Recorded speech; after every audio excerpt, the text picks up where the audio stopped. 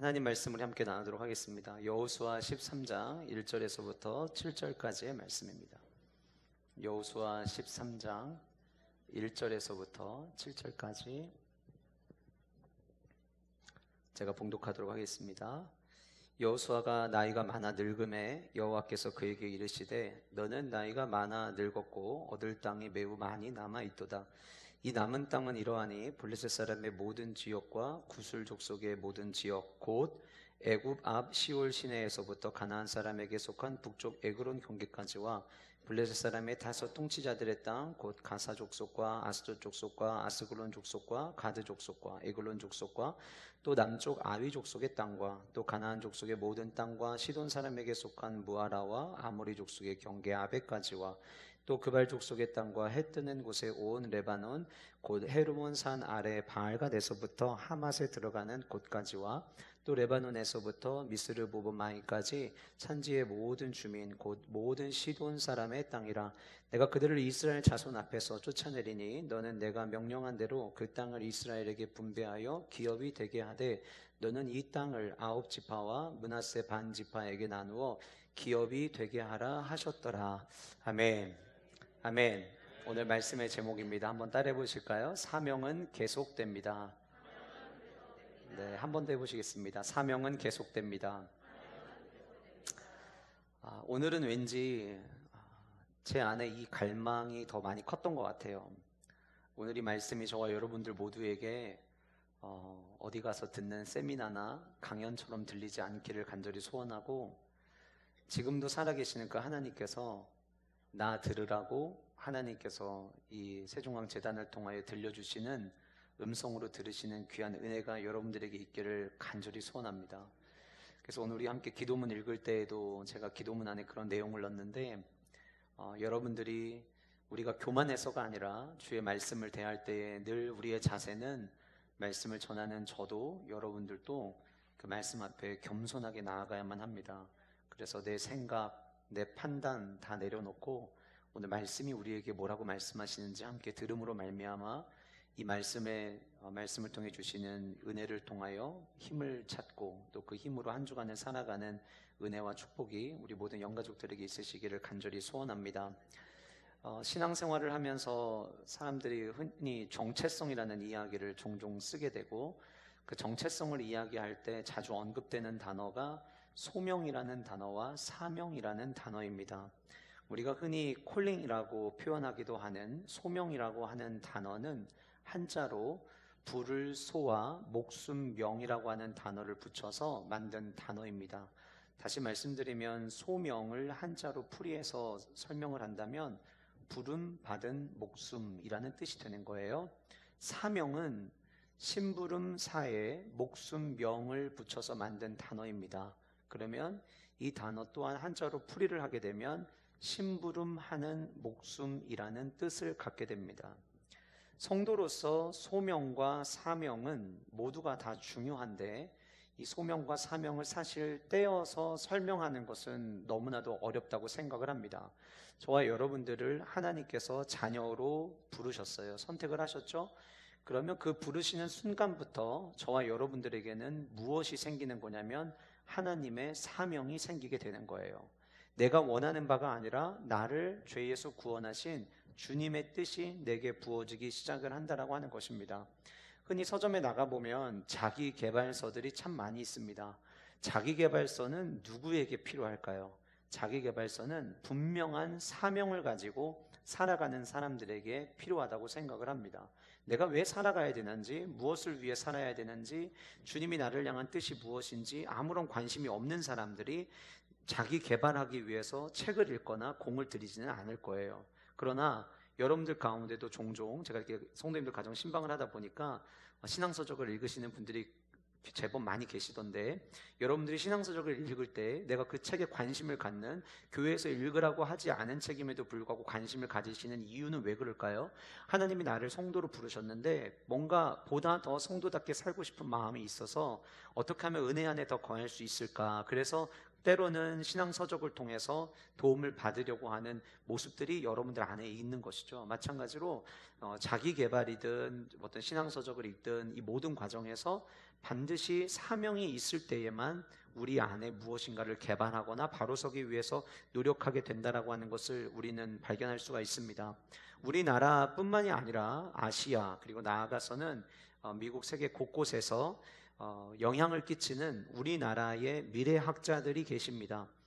그 중에서 최윤식, 최현식 박사, 이분들은 두 분 다 철학도 공부하셨고 또 신학도 공부하셨고 또 미래학도 공부하신 굉장히 한국에서는 손꼽히는 미래학자들이신데, 이 두 분이 함께 힘을 모아서 쓴 책이 있습니다.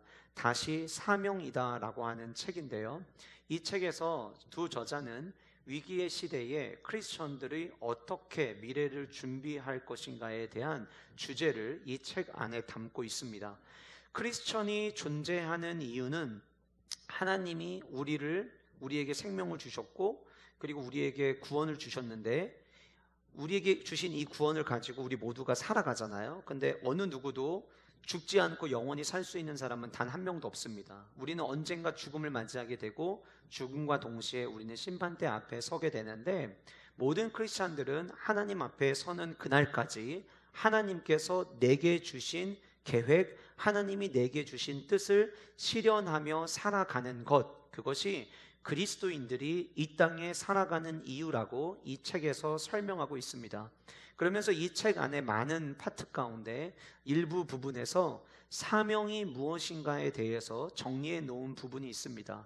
그 내용을 잠깐 한번 나눠보려고 하는데, 첫 번째로 사명은 하나님께서 가치 있게 여기시는 것이라고 이 책은 소개하고 있습니다.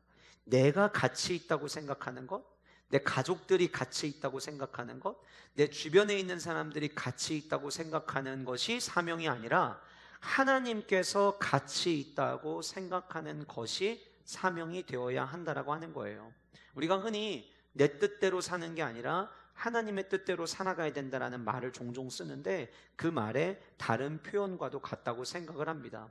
그렇기 때문에 저와 여러분들은 내 삶을 향한, 조금 더 나아가면 우리 가정을 향한 하나님의 계획이 무엇인지 우리는 발견해 나가야 되는 것이죠.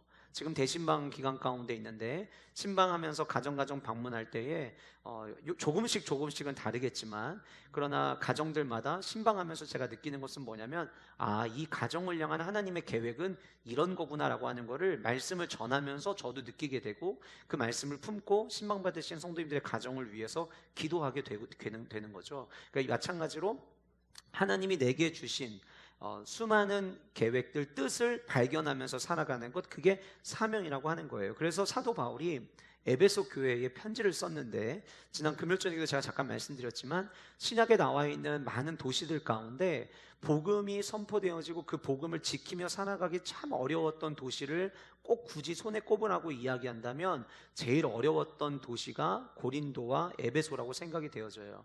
근데 그 에베소 교회에 사도 바울이 편지를 하면서 5장 17절에 뭐라고 기록을 했냐면, 그러므로 어리석은 자가 되지 말고 오직 주의 뜻이 무엇인가 이해해라 라고 편지를 썼어요.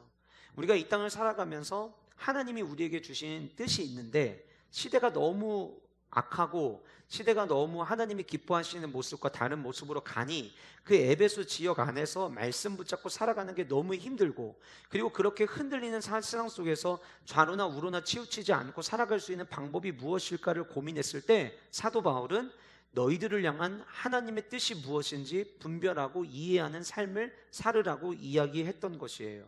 결국은 성도로서 주님의 뜻을 따르는 것은 저와 여러분들에게 선택사항이 아니라, 내게 호흡이 있고 내가 지금 살아있고 내가 성도라면 그것은 반드시 필수가 되어야 한다라고 하는 것입니다.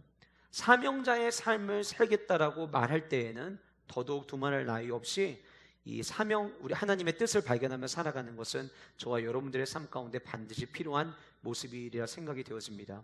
두 번째로 이 책에서 사명은 시대적이어야 한다라고 이야기를 합니다. 만약에 내가 오늘을 살아가는데 우연히 조선왕조실록을 읽었다고 가정을 해봅시다. 근데 그 책 안에서 나름 사명을 가지고 열심히 살았던 삶의 이야기가 있어요. 근데 그거를 내가 지금 이 시대에 그게 보기 좋았다고 내가 오늘도 나도 그렇게 똑같이 살아봐야지 한다면 그거는 사명이 될 수 없다는 거예요.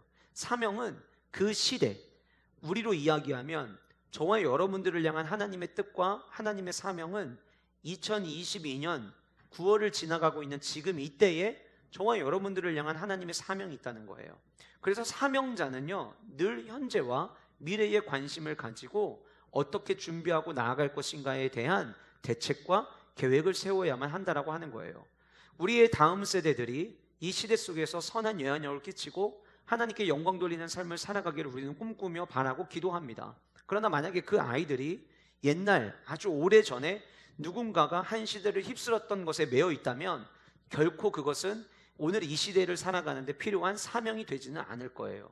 만약 거기서 어떤 아이디어를 얻고 혹은 거기서 영감을 받아서 그 일과 똑같지 않더라도 새로운 일은 할 수 있겠지만 같은 일을 가져와서 한다라고 하는 것은 불가능하다라고 하는 것입니다. 예수님께서 이 땅에 오셔서 공생의 기간을 보이시고 마지막 십자가 사건을 앞에 두셨을 때에 예수님께서 하늘을 우러러 기도하신 내용이 요한복음 17장에 등장합니다. 잘 아시는 대로 17장에는 예수님께서 세 차례의 기도를 하시게 되는데, 첫 번째는 예수님 자기 자신을 위해서, 두 번째는 예수님을 믿고 따르는 제자들을 위해서, 세 번째는 그 제자들을 통해서 예수님을 믿게 될 또 다른 수많은 크리스천들을 위해서 예수님께서 요한복음 17장에 미리 기도를 하셨습니다. 그런데 그 기도의 시작에 17장 1절은 이렇게 되어 있습니다. 예수님께서 이 말씀을 하시고 눈을 들어 하늘을 우러러 이르시되 아버지여 때가 이르렀사오니 아들을 영화롭게 하사 아들로 아버지를 영화롭게 하소서. 저는 예수님의 이 기도 안에 사명을 굉장히 잘 정리해 주고 있다라고 생각을 하는데요, 예수님께서 뭐라고 기도하셨냐면 아버지여 때가 이르렀사오니 라고 말씀하셨어요. 예수님이 이 땅에 태어나셨죠? 근데 30세가 되기 전까지 공생애를 준비하는 시간을 보내셨어요. 그리고 하나님의 때가 되어서 공생애를 시작하셨고 3년 반의 시간이 지날 무렵 하나님의 그 때가 이르러서 십자가 사건을 마주하게 되신 거예요. 예수님께서 아무 목적 없이 사셨느냐? 그렇지 않아요. 예수님 목적을 가지고 사셨어요. 그러나 그 때에 그 시대에 맞게 하나님께서 주신 그 역할을 감당하는 것, 그것이 사명이다라고 하는 거예요. 예수님의 이 기도에서 사명의 또 하나의 모습을 발견할 수 있는데, 사명은 나를 영화롭게 하는 것이 아니라 나를 보내신 하나님 아버지를 영화롭게 하는 것이 사명이라고 하는 것을 우리는 볼 수가 있습니다. 이미 조금 전에 첫 번째 살펴봤던 것처럼, 그래서 내 뜻이 아니라 하나님의 뜻을 드러내는 것이 사명이 되어야 한다라고 하는 것이죠. 세 번째로 사명은 부르시는 영역에서 실천되어야 하는 것이라고 이 책은 설명하고 있습니다. 부르신 영역에서 실천되어야 된다는 것, 무슨 얘기냐면 여러분들이 있는 직장이면 직장, 사업이면 사업, 그 자리에서 나를 향한 하나님의 사명을 드러내야 한다라고 하는 거예요. 저는 목회자입니다. 목사의 직분을 가지고 있어요. 제 영역에서 제가 하나님이 부르신 그 소명 안에서 실천돼야 될 영역들이 있을 거예요. 그런데 만약에 제가 사업을 하시는 분들의 삶에서 일어날 수 있을 만한 것들을 제 삶에 적용해서 시도해 본다면 그것은 문제가 있겠죠. 하나님께서 여러분들에게 직업을 주실 때에, 여러분들에게 사업의 현장을 주실 때에, 여러분들에게 자녀를 맡겨주셨을 때에 그 안에서 하나님은 실현되기를 원하시는 하나님이 뜻이 있으시다라고 하는 거예요.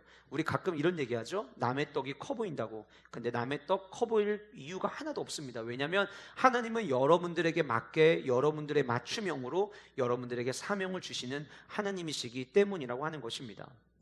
이렇게 이 책은 사명에 대해서 정리를 해야 하는데, 이 책의 내용을 가만히 살펴보면 사명에 대해서 우리는 이렇게 정의할 수 있을 것 같아요.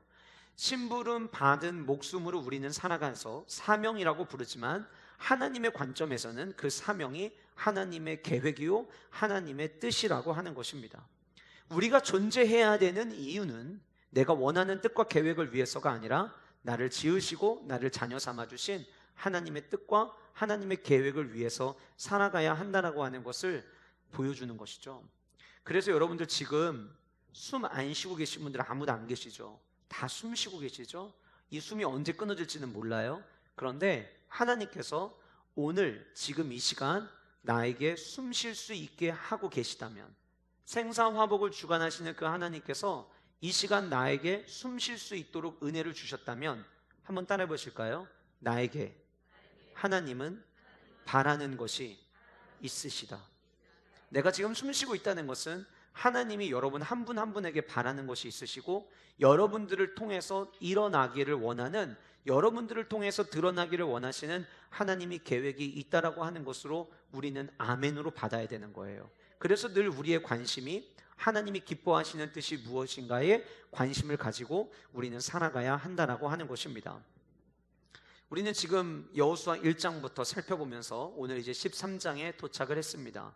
여호수아 1장에서부터 5장까지 전투를 하기 위해서 하나님께서 이스라엘 백성들을 준비시켜 주시고, 또 준비시키시는 과정 가운데서 가나안 땅에 들어가기 위하여 요단강을 건너는 모습을 우리가 살펴보았고요. 6장에서부터 11장까지는 사람의 생각으로라면 도무지 싸워서 승리할 수 없을 것 같았던 수많은 전쟁들, 하나님의 도우심으로 말미암아 승리하는 모습을 살펴보았습니다. 그리고 2주 전에 여호수아 12장에 있는 말씀을 통해서 그 모든 정복을 끝내고 난 그들이 무엇을 복습해야 되는지, 무엇을 기억해야 되는지를 우리가 요약 정리해서 함께 살펴보는 시간을 가졌습니다. 이제 여호수아가 13장에서부터 말씀이, 이제 13장부터 펼쳐지는 말씀은 앞에서 보였던 말씀과는 전혀 다른 이야기가 등장을 합니다. 어떤 누군가는 여호수아 뒷부분 이 13장부터는 별로 재미없다고 이야기하는 분들도 계시는데, 이유는 1장부터 12장까지는 뭔가 굉장히 역동적이고 드라마틱한 스토리들이 굉장히 많이 나오는데 13장부터는 땅 분배에 대한 이야기가 주를 이루면서 앞부분보다는 굉장히 정적이게 느껴지는 게 사실이에요. 그러다 보니까 뒷부분에서는 별로 재미가 없는 것 같아, 이렇게 이야기하시는 분들도 계시는데, 오히려 역동적인 곳에서 들리지 않았던 그 고요함 속에서 주시는 은혜가 저는 더 크다고 생각을 합니다. 그래서 우리가 13장부터도 하나님께서 우리에게 주시는 말씀의 은혜를 잘 누리기를 원하는데, 제가 13장에 있는 말씀을, 이제 이 땅 분배가 시작되어지는 모습을 보면서 어떤 생각을 했냐면, 앞부분에서는 내면, 이 외적인 요소들과의 다툼이었다면 어쩌면 이제부터는 내면적으로 굉장히 긴장 상태에 시작되는 거겠구나라는 생각을 해보게 되었습니다. 엘리자베스 2세가 서거하고 왕위를 계승한 찰스 3세와 윌리엄 왕세자에게 막대한 부동산을 물려주었다라고 하는 소식을 지난주에 뉴스를 통해서 보게 되었습니다. 얼마 정도의 재산을 물려줬는지에 대해서 미국 CNN이 13일에 보도한 내용에 따르면 엘리자베스 2세 소유한 사유재산, 보석, 미술품, 그리고 스코틀랜드에 있는 베모럴 성 등을 비롯해서 약 5억 달러, 지금 환율로 치면 7천억의 가치를 유산으로 받았다고 합니다. 우리는 7천원과 7천만 원에 익숙해서 이게 잘 가늠을 할 수가 없어요. 그냥 엄청 많은 거예요. 상상도 못하는 금액을 이제 상속을 받은 거죠. 근데 많은 사람들이 관심을 갖는 게 있어요. 그게 뭐냐면, 도대체 엘리자베스 여왕은 어떤 유언을 남겼을까라고 하는 거죠. 그런데 이 영국의 왕실은 독특한 전해져 오는 문화가 있는데, 그게 무엇이냐면 유언장을 절대 공개하지 않는다는 것입니다. 그래서 엘리자베스 2세가 가지고 있는 전체의 사유재산, 물려줄 수 있는 재산이 7천억이 되지만 누구에게 어떻게 갔는지는 사실은 어느 누구도 알 수가 없고 그 내부에 있는 사람들만 알 수 있다라고 이야기를 하더라고요. 그러니까 이제 사람들이 관심을 가져요. 그 관심 갖는다고 나한테 돌아오는 것도 아닌데 관심을 가져요. 가끔 우리나라에서 재벌이 죽고 나면 많은 사람들이 그래서 그 재산을 자녀들한테 어떻게 나눠줬대, 내 재산 나한테 돌아오는 것도 아닌데도 관심을 갖죠. 그리고 재산 분배를 하고 나면 종종 그 안에서 재산 때문에 다투는 모습을 우리는 보게 됩니다. 누구에게 얼마를 더 준 것 때문에, 그것 때문에 다투는 거죠. 제3자인 우리가 보기에는 야, 그만큼 받았으면 됐지 뭘 더 바래 라고 말할 것 같은데, 당사자 입장에서는 그렇지 않은 거예요. 왜 그럴까?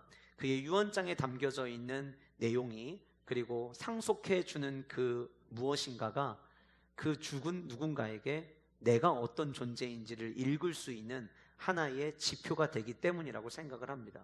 그러니까 이제 이스라엘 백성들이 함께 이 가나안 땅 정복을 다 끝냈는데 이제 그 땅을 가지고 분배를 하는 거예요. 굉장히 민감한 문제입니다.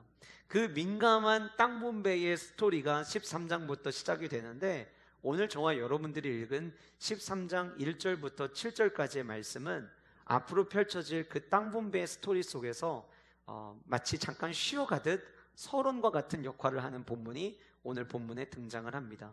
그런데 제가 13장 1절부터 7절까지의 말씀을 읽으면서 간혹 요즘에 이제 이 지형 이름, 우리와 익숙하지 않은 지형 이름이 막 나오니까 성도님들 가운데 목사님 요즘에 지형 나오니까 좀 어려워요 이렇게 얘기하시는 분도 계시는데, 지형 기억 하나도 안 하셔도 괜찮아요.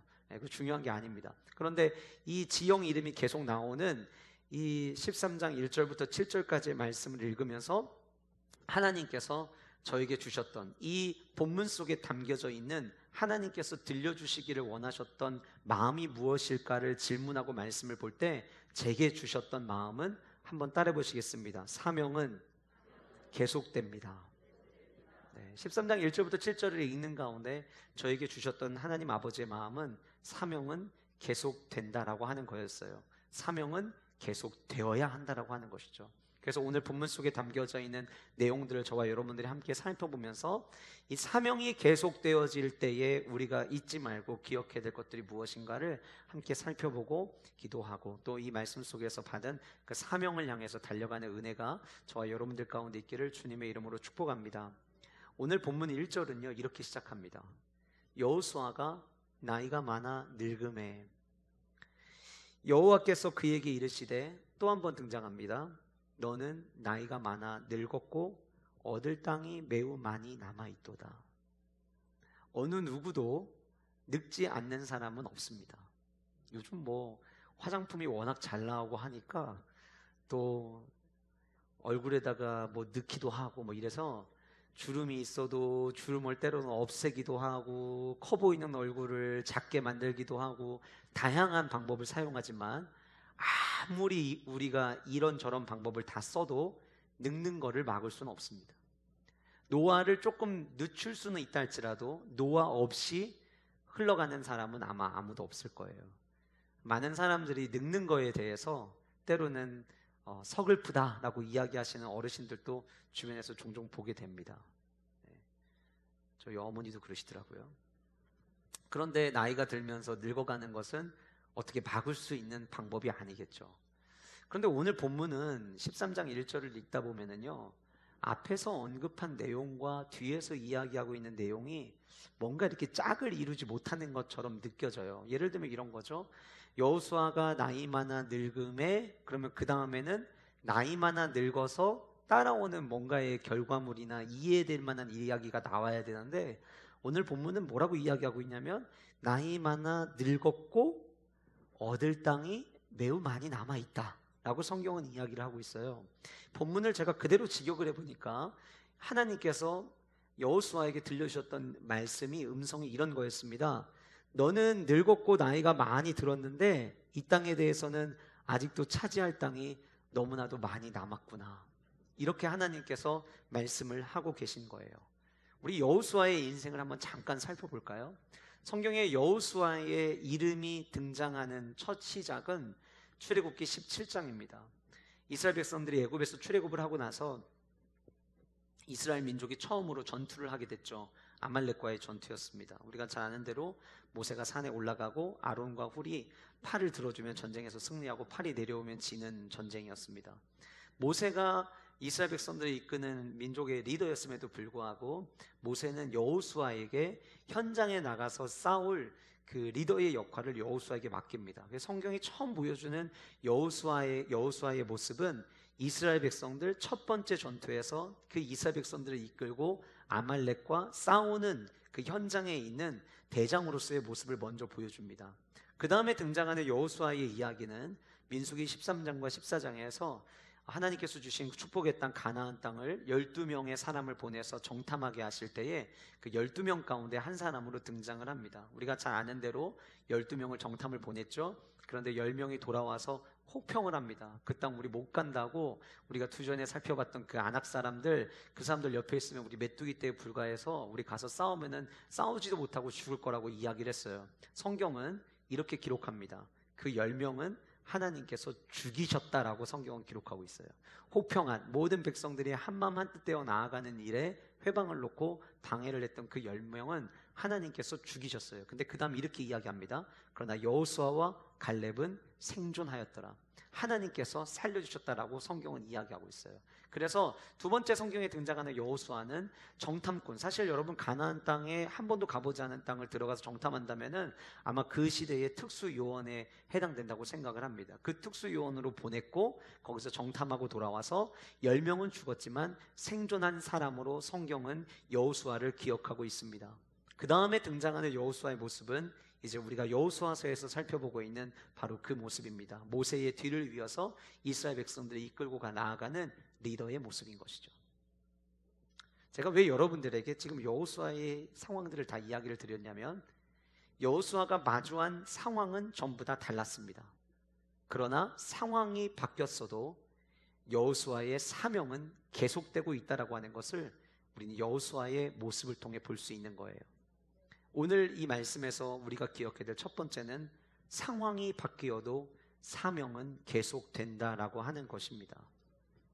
지금 우리 생명의 삶을 통해서 큐티를 하고 있고 지금 최근에 계속 묵상하고 있는 본문이 창세기 본문입니다. 지난주에 읽었던 본문 가운데 창세기 24장의 말씀을 묵상을 하는데 24장 1절에 성경에 이런 말씀이 있었습니다. 아브라함이 나이가 많아 늙었고 여호와께서 그에게 범사의 복을 주셨더라. 아브라함에 대해서 설명을 하는데 아브라함이 나이 많아 늙었대요. 그러면은 그 다음에 뭔가 끝나는 듯한 이야기가 또 나와야 되는데 그 이야기 뒤에 뭐라고 나왔냐면 근데 그 아브라함에게 하나님께서 복을 주셨다는 이야기가 나오는 거예요. 그리고 난 다음에 아브라함이 무엇을 하냐면 아내 사라를 잃고 나서 이제 사라를 통해서 하나님이 주신 자녀는 이삭 한 명이었잖아요. 근데 하나님께서 이삭에게 약속하실 때에 열국의 아버지가 되게 할 거다, 모든 민족이 뛰어나게 할 거다라고 약속을 하셨잖아요. 너의 자녀들이 하늘의 별과 같이 바다의 모래알같이 될 거라고 약속을 하셨잖아요. 근데 겨우 남은 거는 이삭 한 명이었어요. 근데 아브라함이 거기서 끝나지 않고 하나님이 내게 주신 약속을 이루기 위해서 내가 할 수 있는 게 뭐가 있을까를 생각을 해보니까 빨리 이삭의 아내를 찾아주는 것이 자기가 해야 될 일이라고 생각을 한 거예요. 그런데 성경에서 이야기하고 있듯이 아브라함은 나이가 너무 많아졌어요. 예전 같았으면은 직접 가서 골라왔을 텐데 그러지를 못한 거죠. 그래서 아브라함이 자기의 종을 보내어서 이삭의 아내가 될 리브가를 찾아오게 하는 이야기가 24장 이후에 등장을 합니다. 상황이 나이가 많이 들면서 직접 갈 수 없는 상황이 되었어요. 그런데 하나님은 그 아브라함에게 네가 열국의 아비가 되기 위해서 네가 해야 될 일이 아직도 남아있다는 것을 깨닫게 하셨고 그 사명을 이루기 위해서 이삭의 아내를 구하는 일에 자기의 종을 보냈던 거예요. 제가 오늘 말씀을 준비하면서 성경에 나와 있는 표현들 중에 나이가 많아 혹은 늙음에 라고 하는 본문이 등장하는 곳들을 한번 궁금해서 전부 다 찾아봤어요. 근데 너무나도 재밌게도 성경에 나이 많았다, 늙었다 이런 표현과 함께 어느 곳 하나에서도 그리고 나서 그 사람의 더 이상의 스토리가 진척되지 않고 끝난 예가 없더라고요. 나이가 많고 늙었다라고 표현을 하는데 아직 그에게 남겨진 마지막 사명을 향해 달려가고 있는 모습을 성경은 보여주고 있더라라고 하는 거예요. 상황이 바뀌어요. 몸이 예전 같지가 않아요. 상황이 바뀌어서 내가 더 이상 해야 될 일이 과연 있을까라는 생각이 때로는 들 수도 있어요. 그러나 상황이 바뀌어도 하나님을 기쁘시게 하는 오늘을 살아가게 하는 나에게 하나님이 원하시는 뜻은 변함이 없다라고 하는 것을 우리는 모두 기억해야 된다라고 하는 것입니다. 제가 언젠가 TV 방송을 보는데 생로병사라고 하는 프로그램에 어르신들이 이 신체 나이가 굉장히 젊게 살고 있는 분들에 대한 이야기를 한번 방영한 적이 있었어요.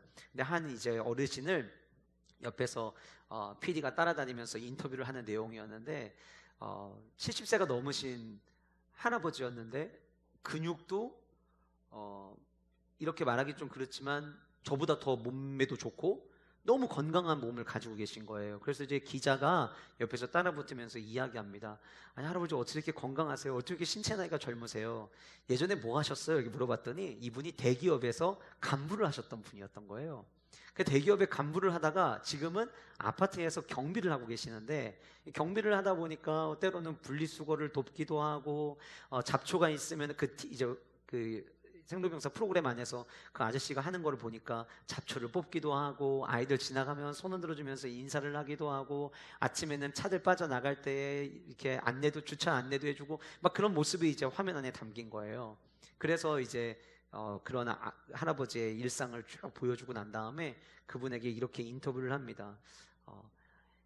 건강한 몸을 이루시기 위해서 이렇게 일을 하시는 건가요? 그랬더니 그분이 하는 얘기가 뭐냐면, 나는 내가 대기업을 다닐 때도 그랬고 지금도 그렇고 내 삶의 목적은 사람을 이롭게 하는 것입니다 라고 이야기를 하시더라고요. 사람을 이롭게 하는 일을 찾다 보니 사람을 워낙 좋아하는데 아파트 경비만큼 사람들을 마주할 수 있는 자리가 또 없을 것 같고, 그리고 사람들이 미처 정리하지 못한 거를 내가 돕다 보면 사람들이 나를 통해서 도움을 받고 더 이로워지는 거구나 라고 생각을 하다 보니까 자기는 이 일을 하게 된다는 거예요. 그런데 그렇게 하다 보니까 그냥 몸까지도 늙지 않고 건강을 유지할 수 있게 되는 것 같다라는 자기의 비결을 이야기하시는 것을 제가 보게 되었습니다.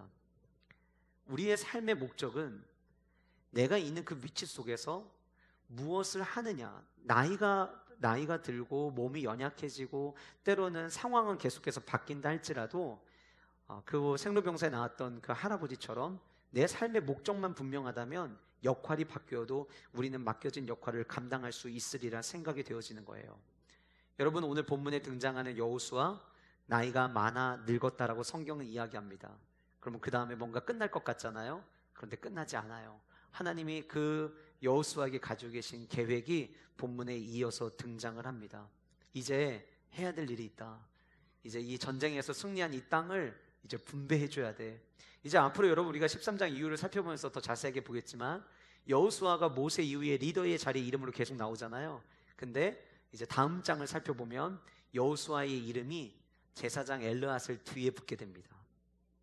나이가 많아지고 땅 분배를 하면서 이제 탑 리더의 자리에서 정복해야 되는 그 위치에서 여호수아는 뒤로 내려오게 되는 거예요. 그럼에도 불구하고 뒤로 물러섰다고 해서 여호수아의 역할이 끝난 게 아니라 그때에 맞는 사명을 또 하나님은 여호수아에게 부어주신다라고 하는 거예요. 그 명령이 무엇인가가 6절부터 7절까지의 말씀에 나와 있습니다. 우리 화면을 보시면서, 이거는 화면 보고 읽어야 되는 거라, 자, 화면 보시면서 6절과 7절을 같이 읽도록 하겠습니다. 시작.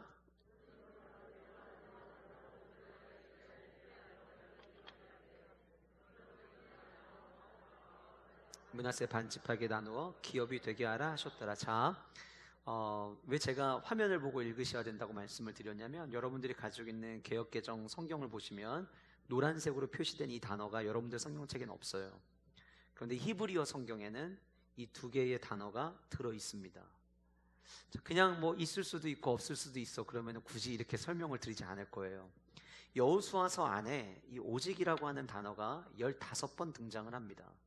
그런데 여호수아서 안에서 이 오직이라는 단어가 등장을 할 때에는 서로의 역할이 있고 서로 해야 될 역할의 차이가 있을 때에 다른 사람은 다른 사람 그대로 그 일을 진행을 해야겠지만, 나에게 특별히 주어진 임무여서 그 임무를 충실히 감당해야 될 때 사용된 단어가 이 오직이라는 단어예요. 그래서 사실 개역개정 성경에서 이 단어는 생략하면 안 되는 단어였던 거예요. 굉장히 중요한 단어인 거죠. 다시 말씀드릴게요. 히브리어 이 오직은 다른 사람들 각자의 역할이 있는데 그 역할 중에서 나에게 맡겨주신 나의 역할을 충실히 감당해야 될 때, 그것을 강조할 때 사용한 단어가 오직이라는 단어라는 거예요. 7절에 그러므로 이제라고 나오는데, 이 그러므로 이제는 헬라어 히브리어 품사로 보면 품사는 부사입니다. 그런데 이 부사는 어떤 뉘앙스를 갖고 있냐면, 여호수아가 다시 한번 자기가 해야 될 일을 집중하기를 권면할 때 사용하는 부사예요. 그러니까 생략된 두 단어 모두, 오직이라는 단어, 그러므로 이제라는 단어 두 가지 모두가 다 여호수아가 비록 나이는 지금 많아서 늙었지만 다른 사람이 할 수 없는 여호수아만 해야 되는 역할이 있다는 것과 그 역할을 충실히 감당해야 되고 이거를 감당하는 일에 여호수아가 집중해야 된다라고 하는 것을 보여주고 있는 단어들인 거예요. 성경이 우리에게 뭘 이야기하려고 하는 걸까요? 여호수아가 나이 많아 늙었지만 그래도 여호수아가 그 시대를 살아가면서 하나님이 여호수아에게 원하시는 하나님의 뜻이 남겨져 있다라고 하는 것을 보여주고 있는 거예요. 이제 우리가 잠시 뒤에 살펴보겠지만 그 여호수아에게 하나님께서는 땅 분배를 하라고 시킵니다. 되게 웃긴 거죠. 아직 정복을 다 하지 않았는데 미리 땅을 분배하라고 이야기를 해요. 그게 너만 할 수 있는 역할이라고 하나님께서는 여호수아에게 말씀을 하시는 거예요. 성경에 많은 인물들이 있지만 참 갑자기 등장을 해서 혜성처럼 등장을 해서 정말 멋지게 하나님의 쓰임받은 사람이 있습니다. 선지자 엘리야입니다.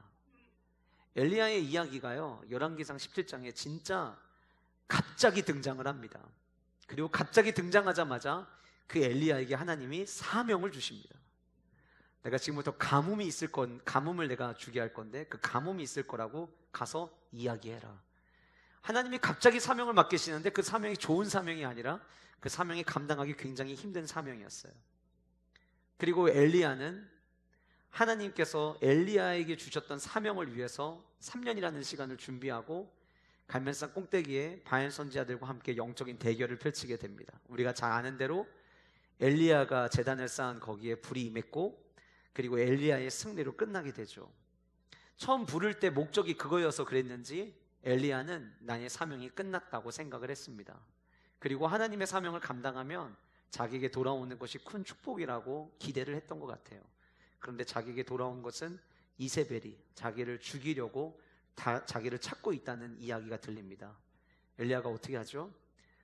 오랜 기간을 걸어가서 로뎀나무 아래에서 하나님 앞에 마지막 쥐어짜듯 기도를 합니다. 저 이제 더 이상 못하겠습니다. 하나님이 내게 맡겨주신 사명 더 이상 감당하기 힘듭니다. 저 그냥 차라리 오늘 여기서 좀 죽여주세요. 그 지쳐있는 엘리야에게 하나님은 천사들을 보내시고 회복을 시켜주십니다. 성경에 최초로 하나님의 천사에게 안마를 받은 사람으로도 등장을 합니다. 얼마나 하나님께서 섬세하게 엘리야를 돌보셨는지 모르겠어요. 그럼에도 불구하고 엘리야는 여전히 피하고 싶어 합니다. 그러면 또 그럴 때마다 하나님은 엘리야를 세우십니다. 그리고 엘리야에게 아직 너의 사명이 끝난 게 아니야. 너 갈멜산 전투가 너의 사명의 전부가 아니라 오늘도 아직 살아가고 있잖아. 아직 너에게 생명이 있잖아. 그 생명이 있는 너를 통해서 나는 하고 싶은 일이 있어. 그래서 하나님께서 엘리야에게 또다시 사명을 허락하십니다. 때로는 신앙생활하면서 하나님의 사명을 향해서 힘겹게 다가갑니다. 달려가죠. 그런데 어느덧 나이가 많아지고 육신이 예전 같지가 않고 쉽게 지치고 그러다 보면 그래 이제 나도 뒤로 좀 물러나자 이런 생각이 들 때가 아마 있으실 수 있을 거예요. 꼭 나이가 들어서만이 아니라 여러분들이 사역을 감당하고 하나님께서 맡기신 사명을 감당하다가 때때로 교회가 완전하지 않잖아요. 사람들끼리 모여있고 우리 모두가 죄인이기 때문에 때로는 부딪히고 때로는 서운하고 그러다 보면 그 안에서 오는 아픔 때문에 야 내가 이러면서도 내가 사명을 향해 달려가야 되나 이런 생각이 드시는 경우들도 아마 느끼실 수 있으리라 생각이 되어집니다. 그러나 오늘 이 시간 예배하는 이 시간 저와 여러분들이 숨을 쉬고 있다는 그 이유 하나만으로도 저와 여러분들을 향한 하나님의 뜻과 계획은 아직 진행 중임을 우리는 기억해야 합니다. 상황이 바뀌어도 사명은 계속되어야만 하는 것입니다. 나를 향한 하나님의 계획이 무엇일까? 나를 향한 하나님의 뜻이 무엇일까? 날마다 그분께 물어가며 나아가는 은혜가 저와 여러분들 가운데 있기를 주님의 이름으로 축복합니다. 두 번째로 순종과 함께 사명은 계속된다라고 하는 것입니다. 사명이 계속되는 그 자리에는 반드시 순종의 모습이 있어야 된다라고 하는 거예요. 우리가 2주 전에 여호수아 12장에 있는 말씀을 살펴보면서 하나님께서 여호수아에게 정복하게 한 수많은 왕들의 이름, 나열된 이름을 보았습니다. 그 이름들을 보면서 제가 여러분들과 함께 나눴던 말씀이 있었어요. 왜 이렇게 남겨놨을까? 그 이유는 그들에 대한 모든 전쟁의 기록을 다 할 수 없지만 그들이 여리고성에서 승리할 때처럼, 남부 연합군과 싸움에서 승리할 때처럼, 북부 연합군과 싸워서 승리할 때처럼 그들이 순종하고 있었다라고 하는 것을 보여주기 위함이라고 제가 말씀을 나눴습니다.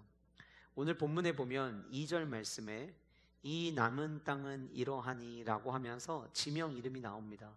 이 땅이 남아있다는 건 뭐냐면 10장과 11장에서 가나안 남부 지역과 북부 지역의 전쟁을 통해서 큰 피해를 줬지만 그때 그래도 상대적으로 피해를 덜 입었던 지역, 그래서 완벽하게 정복하지 못했던 땅들을 일컫는 표현이라고 생각이 되어집니다. 지도를 보시면서 조금 제가 설명을 드릴 텐데, 먼저 여러분 보시면은 주 가운데 다홍색으로 이렇게 길쭉하게 표시되어 있는 부분이 있죠. 이 부분은 이스라엘이 우리가 지난 11장, 11장까지 쭉 살펴보면서 여호수아 군대가 이미 정복한 땅들, 그 정복한 땅들을 우리가 점점점점 찍은 지도를 2주 전에 보여드렸는데, 그 지도에 속해 있는 그 정복했던 곳들이 속해 있는 지도의 모습이에요. 그래서 정복 이렇게 주황색으로 되어 있는데, 그러면은 다시 이제 보시면 초록색으로 되어 있는 이 부분은 아직 다 정복이 안 돼 있는 지역입니다. 그런데 그 중에서 3절에 언급되고 있는 가사 족속, 아스도 족속, 아스글론 족속, 가드 족속, 에글론 족속, 이 족속은 이 5개 족속이 어디에 자주 등장하냐면 이제 자, 창세기, 출애굽기, 레위기, 민수기, 신명기, 그 다음 책 뭐죠? 여호수아. 그 다음은 사사기. 사사기에 블레셋 사람들과 계속 전쟁하는 이스라엘 백성들에게 단골 손님처럼 등장하는 지명 이름이에요. 무슨 이야기냐면 여호수아서에서 땅 분배를 하라고 이제 말씀을 해주셨지만 그 이후에 계속해서 정복하는 싸움이 일어나고 있는 것을 보여주는 거예요. 그래서 3절에 언급된 지명은 이 블레셋 사람들이 머무는 지역이고, 4절 말씀을 보시면 또 가나안 족속의 모든 땅과 시돈이라고 하는 지명이 나오죠. 시돈 사람에게 속한 무아라와 아모리 족속의 경계 아벡까지라고 해서 보면 밑에 아벡, 위에 시돈, 여기 그 안에 속해 있는 지명들도 아직 다 정복하지 못한 땅이라고 이야기를 합니다.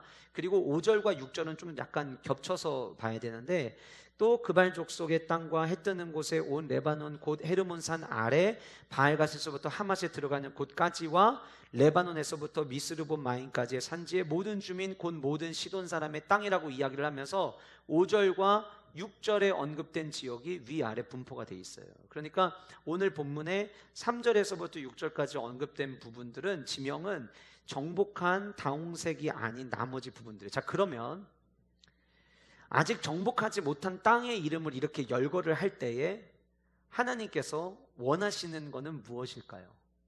너희들이 이미 수많은 지역들을 정복한 것처럼 내가 너희들에게 준 사명을 계속 이어가기 위해서, 너희들이 이 땅을 차지하기 위해서 너희들에게 필요한 모습이 있는데 그것은 순종을 해야 된다라고 하는 것을 우리에게 이야기해 주고 있는 거예요.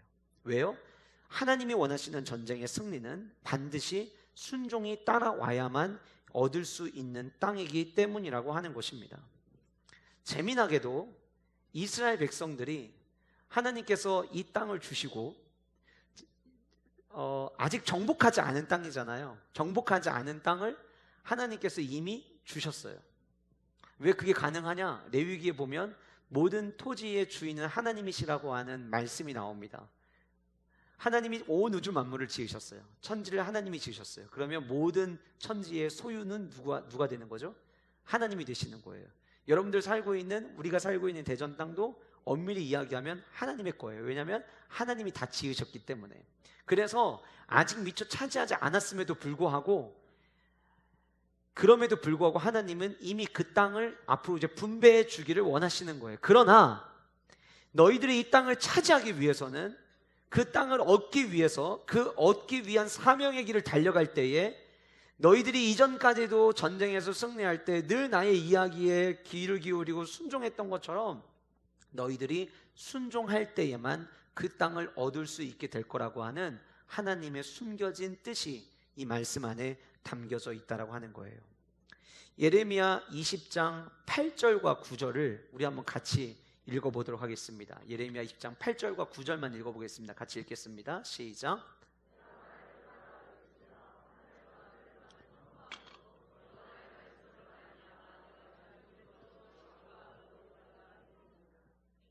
다시는 여호와를 선포하지 아니하며 그의 이름으로 말하지 아니하리라 하면 나의 마음이 불붙는 것 같아서 골수에 사무치니 답답하여 견딜 수 없나이다. 자, 순종을 한다는 게 여러분 생각만큼 쉽지만은 않아요. 그렇죠? 여러분들 다 공감하실 거예요. 하나님 말씀 순종해야 되는데 왜 이렇게 순종하기가 힘드냐. 아마 신앙생활 하시는 분들이라면 모두가 다 공감하시리라 생각이 되어져요. 때로는 교회 가는 일 함께 동참하는 거, 나는 누구는 동참하기 싫어서 동참 안 하나? 나도 동참하고 싶은데 왜 이렇게 이게 힘들지? 그런 마음 우리 다 들어요.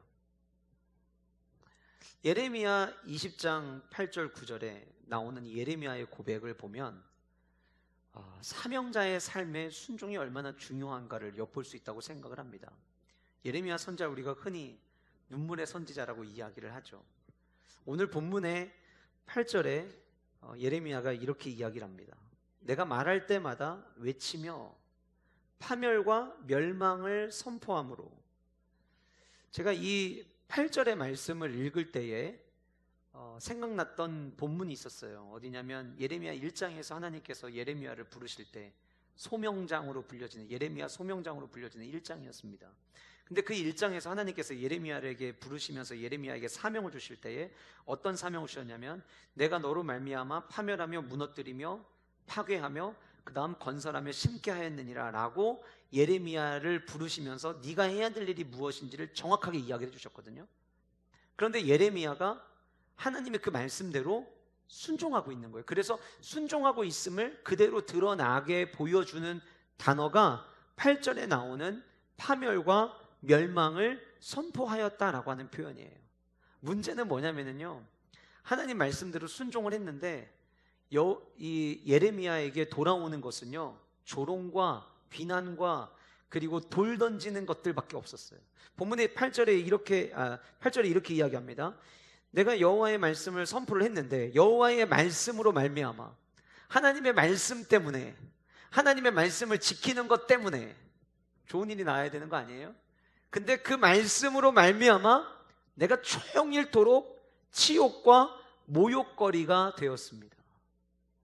하나님 말씀대로 순종을 했는데 돌아오는 것은 치욕스러운 모습만 돌아온 거예요. 길거리를 지나다니면 사람들이 돌을 던져요. 사람들이 조롱합니다. 모욕합니다. 여러분, 잠깐 누군가가 나를 조롱한다, 모욕한다.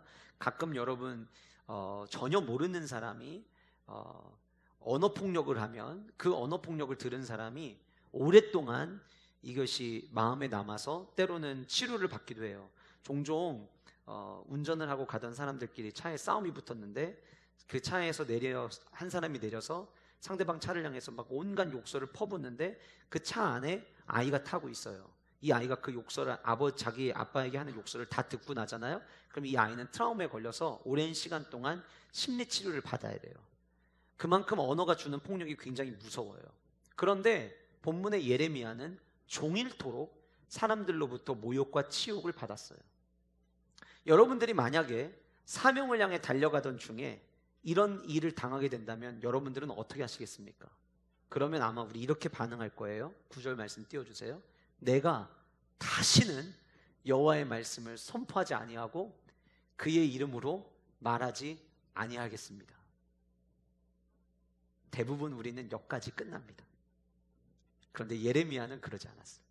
예레미야는 뭐라고 이야기하냐면, 내가 다시는 여호와를 선포하지 아니하며 그의 이름으로 말하지 아니하리라 하면 나의 마음이 불붙는 것 같아서 골수에 사무치니 답답하여 견딜 수 없나이다. 하나님이 내게 주신 그 사명을 이루어가는 데에 때로는 힘들어요. 괴로워요. 아픔이 있어요. 그럼에도 불구하고 이 예레미야의 고백은 어떤 고백입니까? 그럼에도 불구하고 순종하겠다라고 하는 고백이에요.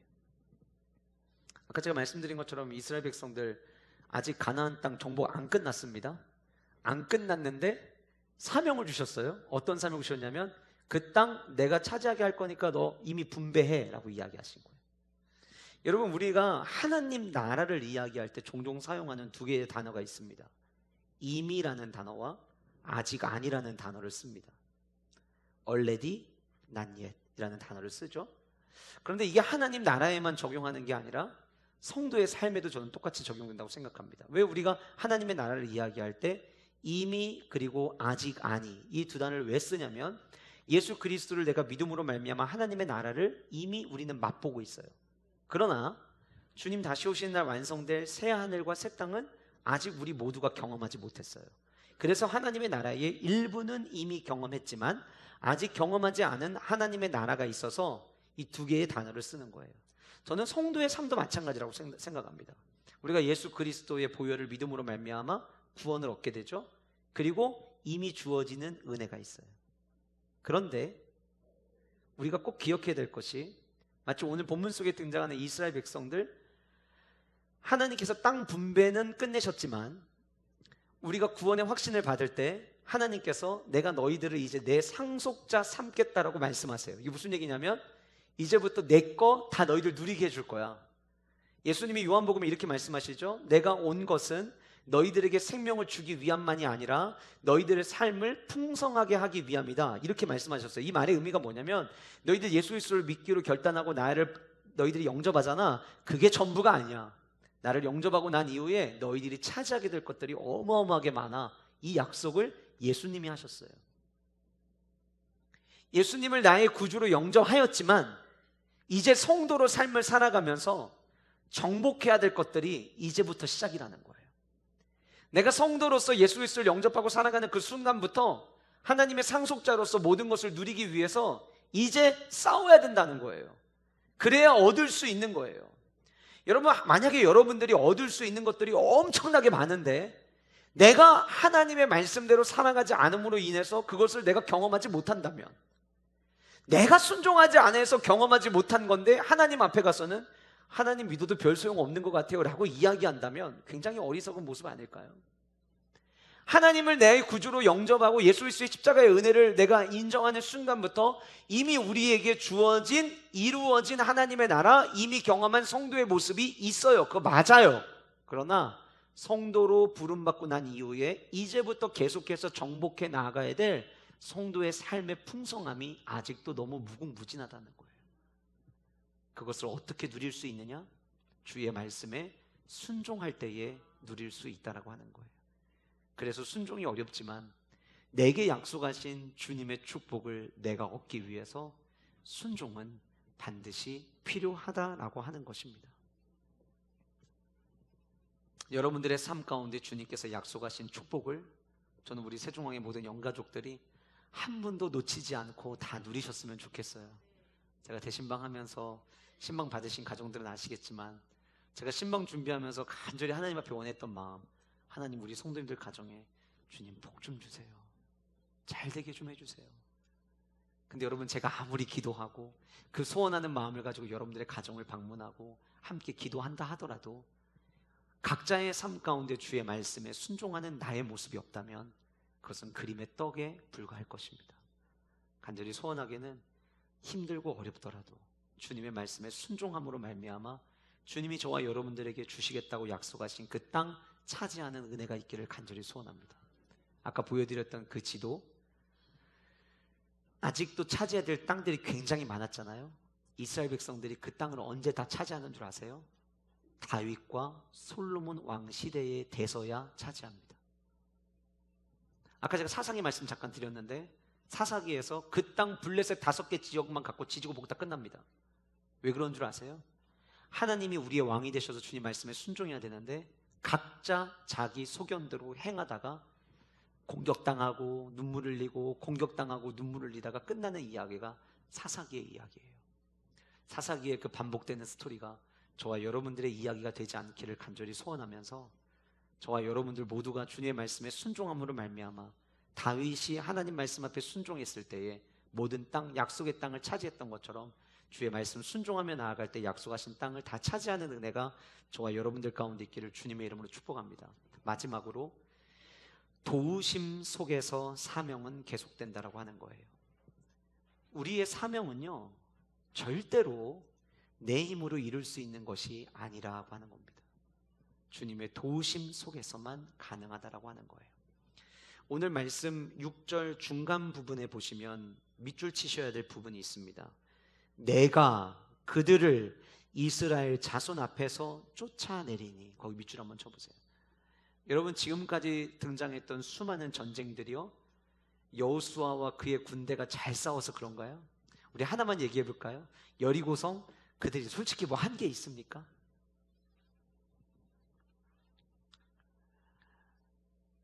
베토론에서 싸울 때 여호수아 군대가 한 게 있습니까? 우박이 더 한 일이 많지. 지금까지 여호수아 군대가 지나왔던 모든 지난날의 이 역사들을 살펴보면 한결같이 여호수아가 감당한 건 사실은 없어요. 하나님이 하신 거죠. 왜 그게 가능합니까? 그럼에도 불구하고 그 여호수아는 그 사명을 향해서 어떻게 달려갈 수 있었을까요? 이유는 하나님이 도우셨기 때문이에요. 주님의 사명을 이루기를 원하는 성도라면 날마다 겸손하게 주님의 도우심을 우리는 구해야만 합니다.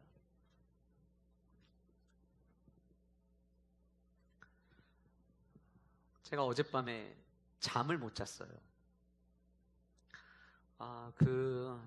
지난 한 주간 이제 한 주 신방이 누적되고 또 누적되면서 이제 또 다음 주에는 특세까지 있고 하다 보니까 특세 말씀 준비하고 신방 받는 가정들 말씀 준비하고 금요 성령 부흥의 말씀 준비하고 주일 예배 말씀 준비하고 또 이제 내일부터 노회를 준비하기 위한 상비부 모임들이 계속 열리고 막 이러다 보니까 아무래도 여유가 좀 없어지는 거죠. 분주함만 있고. 근데 어젯밤에 지난 금요일 저녁에도 그랬는데 어젯밤에도 하나님 내일 주일 예배인데 우리 성도님들 은혜 받기 위해서 나오는데 하나님 왔다가 그냥 돌아가지 않도록 하나님 우리 모든 성도님들 꼭 은혜 받고 돌아가게 좀 해주세요. 그 기도를 하다가 이제 잠이 들었는데 잠이 깊게 안 드는 거예요. 계속 설잠 자다가 눈뜨니 1시, 눈뜨니 2시 뭐 그러다가 결국 6시까지가 됐어요. 그래서 이제 어차피 이럴 바에는 그냥 일찍 일어나서 교회 가는 게 낫겠다. 그래서 이제 일어나서 준비하고 집에 문을 열고 나오면서 그냥 툭 던졌던 제 고백이 뭐였냐면 주님 도와주세요 그거였어요. 제가 신방을 다니면서 하루에 사실 많은 가정을 다니는 건 아니에요. 근데 한 가정마다 이제 나누고 예배하고 뭐 그러다 보면 1시간 안에 끝나는 가정들이 없어요. 거의 평균적으로 뭐 1시간 반, 길어지는 가정 뭐 2시간 넘어가는 때들도 있거든요. 그렇게 신방을 하다 보니까 육체적으로는 지칠 수 있겠죠. 그런데 한 가정을 신방할 때마다 고백할 수밖에 없는 건 뭐냐면 내가 하고 있는 게 하나도 없구나라는 거예요. 지난 한 주간에도 참 하나님이 다양한 경험을 하게 하셨어요. 어떤 성도님 가정은 신방받기 위해서 이번 신방만큼 이렇게 설레이면서 준비해 본 적이 없었다고 이야기를 하시면서 신방받기 위해서 기도했던 제목이 있었는데 그날 함께 나눴던 말씀이 그 기도해 왔던 말씀과 말씀에 딱 필요한 말씀을 주셔서 같이 말씀 나누고 감격하고 때로는 같이 눈물을 흘리기도 하는 일들도 있었고 또 이 가정마다의 스토리가 너무나 다 다른데 정말 예상하지 못해서 때로는 설교 준비를 미리 해놓고 말씀을 전하러 가는데 설교 봉독 같이 찬양하고 이제 성경책 피고 봉독을 해야 되는데 그 순간 하나님이 다른 말씀을 전하라는 마음을 주셔서 말씀을 전했는데 그 가정의 기도 제목이 헌금 봉투에 그대로 적혀 있어서 그거 보면서 신기한 적도 있고 참 다양한 경험을 하는 거예요. 어제 하이파이 예배를 드렸는데요. 어제 저녁에 하이파이 예배 끝나고 나서 이제 집에 가서 이제 이 오늘 말씀을 다시 한번 준비하고 원고를 읽고 있는데 갑자기 하나님께서 한 친구를 생각나게 하셨어요. 그래서 그 아이에게 문자를 보냈어요. 근데 그 아이에게는 좀 제 문자가 겁이 났었나 봐요. 왜냐하면 자기의 상황을 제가 너무 정확하게 이야기를 해버리니까 얘가 느끼기에는 저한테 그러더라고요. 목사님 다 아세요? 다 보이세요? 그러더라고요. 근데 이제 문자를 주고받다가 그 순간 이 친구가 대신방을 받고 싶어 했거든요. 우리 어른들도 신방을 받지만 우리 하이파이와 리치파이 지체들 중에서도 신방 받고 싶어 하는 지체들이 있어요. 그래서 전도사님에게 이야기하는 친구들도 있고 저에게 이야기하는 지체들도 있는데 이 친구도 신방 받기를 원했던 친구였어요. 근데 그 순간 문자를 주고받다가 갑자기 하나님께서 이 아이에게 지금 이 말씀을 들려주라는 마음을 주셔서 제가 성경 말씀과 본문을 보냈어요. 보내고 나서 이제 이 말씀 꼭 찾아서 읽어봐. 지금 너 생각나게 하시고 이 말씀 전해주라는 마음을 주셔서 전해주는 거야. 그리고 나서 이제 그 다음 문자를 저는 쓰고 있었죠. 그 다음에 어떤 내용을 썼냐면 그 성경 본문의 여러 구절 가운데 한 개의 구절을 하나님께서 저에게 집중적으로 말씀하셨어요. 이 아이에게 이 말씀을 집중해야 된다고 들려줘야 돼. 그래서 그 얘기를 문자로 썼는데 이 친구가 그 다음에 헉 이렇게 문자가 온 거예요. 왜? 물어봤더니 목사님이 성경 본문 찾아서 읽어보라고 해서 읽어보는데 그 제가 이야기한 구절에 자기가 가장 마음이 확 가서 자기도 지금 그러고 있었다는 거죠. 이제 그러면서 이제 이 친구 입장에서는 그렇게 뭔가 제가 자기의 상황에 맞게 그리고 또 성경 구절 그 많은 구절들 가운데 특히 그 부분 이렇게 딱 계속 얘기를 하니까 이게 이제 신기했던 것 같아요. 제가 그 친구한테도 그랬어요. 나는 신비한 능력을 갖고 있는 사람도 아니고 나는 예언자도 아니고 그저 그때그때마다 하나님이 주시는 마음을 나눌 뿐이란다. 그러다 보니까 하나님이 제게 맡겨주신 사명을 제가 감당할 때에 제가 할 수 있는 유일한 것은 하나님의 도움을 구하는 것밖에 없더라고요. 하나님 저 도와주세요. 제가 할 수 있는 것 주님 아무것도 없습니다. 오늘 본문 속에서 하나님께서는 아직 전쟁에서 치르지도 않은 그 수많은 땅들을 차지하라고 명령하십니다. 그런데 그 약속을 하실 때에 그냥 명령하신 게 아니라 그 땅을 분배하라고 그냥 명령하신 게 아니라 그 명령하는 과정 속에서 하나님께서는 내가 쫓아내겠다라고 약속하셨어요. 하나님이 내게 맡겨주신 사명은요, 그 사명을 내 힘으로 해결해 보려고 하면 우리는 100번 싸우면 100번 다 실패할 겁니다. 그러나 하나님이 내게 맡겨주신 사명을 향해 달려갈 때 우리는 늘 하나님의 도우심을 구하면서 나아가야 한다라고 하는 거예요. 그러면 하나님께서 대신 싸우실 것이고 대신 승리케 하시는 은혜를 경험하게 되리라 생각되어집니다. 제가 오늘 예배를 함께 시작하면서 저는 겸손이라는 단어를 참 많이 오늘 묵상했던 것 같아요. 여러분, 우리가 주님 앞에 설 때마다 우리가 겸손해야 될 이유는 내 힘으로 할 수 있는 것이 아무것도 없기 때문입니다. 그것이 우리의 연약함과 우리의 무능력함을 이야기하는 게 아니라 나의 약함이 드러날 때마다 위대하신 하나님이 드러나는 것이기에 성도의 삶에 반드시 필요한 모습이라고 생각이 되어집니다. 이제 말씀을 마무리하려고 합니다. 여호수아는 그 지도자로서의 원래 있던 모습이 시간이 지나면서 나이가 많아 늙어가면서 원래 예전에 하던 역할을 그대로 감당할 수는 없었어요. 그러나 그에게 생명이 있었고 하나님은 그 생명 안에서 여호수아에게 사명을 계속해서 이어가기를 원하셨습니다. 마찬가지로 저와 여러분 오늘 모두 숨 쉬고 있습니다. 생사화복을 하나님이 주관하시는데 오늘 이 시간에 우리가 숨 쉬고 있다는 것은 지금 이 시간에도 하나님은 저에게 여러분들 각자에게 원하시는 뜻이 있으시다라고 하는 거예요. 그 뜻을 이루기 위해서 함께 나아가는 우리 영가족들 되시기를 주님의 이름으로 축복합니다. 순종할 때에 사명을 계속해서 이룰 수 있고 그 순종함에 나아갈 때 내 의지로만 순종을 할 수 있는 게 아니라 주님이 도우시고 주님이 대신 싸워주실 때에만 우리는 그 안에서 승리를 맛볼 수 있게 될 것입니다. 하나님께서는 저에게 주신 사명이 있고 여러분 각자에 주신 사명이 있고 여러분들의 사업의 현장에 여러분들 가정에 주신 사명들이 다 다를 겁니다. 그런데 교회에도 하나님은 사명을 주셨습니다. 교회는 죽어가는 영혼을 살리라고 세우신 하나님의 사명을 가지고 달려가는 곳입니다. 교회에 속해 있는 우리는 완전하지 않을 수 있을지라도 교회의 머리 대신 예수 그리스도의 그 이름은 모든 이름 위에 가장 뛰어난 이름이 되십니다. 그래서 우리는 지금도 그 주님을 전해야만 합니다.